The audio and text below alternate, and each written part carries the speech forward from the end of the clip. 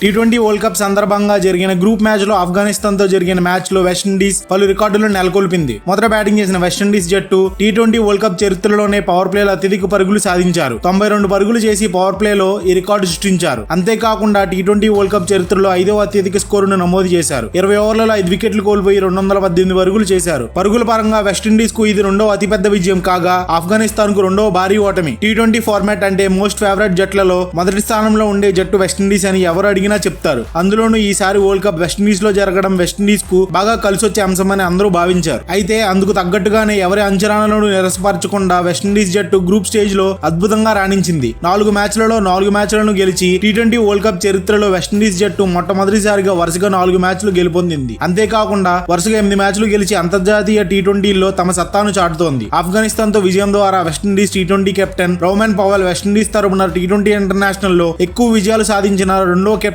గా అవతరించారు. మొదటి స్థానంలో డారెన్ సెమీ 28 విజయాలతో ఉండగా రోమన్ పవెల్ 14 విజయాలు, మూడో స్థానంలో కీరన్ పోలార్డ్ 13 విజయాలతో ఉన్నారు. ఇదిలా ఉండగా West Indies star batter Nicholas Pooran పలు రికార్డులను నెలకొల్పారు. వెస్టిండీస్ ఇన్నింగ్స్ 4వ ఓవర్లో నికోలస్ పురన్ 36 పరుగులు రాబట్టి టీ20 వరల్డ్ కప్ చరిత్రలో ఒక ఓవర్లో అత్యధిక పరుగులు చేసిన వారి జాబితాలో యువరాజ్ సింగ్ సరసన చోటు సంపాదించారు. అంతేకాకుండా ఆయన ఇన్నింగ్స్ లో 8 సిక్స్లు బాదడం ద్వారా టీ20 వరల్డ్ కప్ చరిత్రలో ఒక ఇన్నింగ్స్ లో ఎక్కువ సిక్స్లు బాదిన వారి జాబితాలో 5వ స్థానంలో నిలిచారు. దీంతో వెస్టిండీస్ తరపున అంతర్జాతీయ టీ20లో క్రిస్ గేల్ పేరిట ఉన్న రికార్డును ఆయన అధిగమించారు. క్రిస్ గేల్ 124 సిక్స్లు బాదగా నికోలస్ పురన్ 128 సిక్స్లు బాదారు. అంతేకాకుండా మొత్తంగా చూసుకుంటే టీ20లో 500 సిక్స్లు బాదిన 6వ ఆటగాడిగా అవతరించారు. ఈ లిస్ట్ లో మన హిట్ మ్యాన్ రోహిత్ శర్మ 514 సిక్స్లతో 5వ స్థానంలో ఉన్నారు.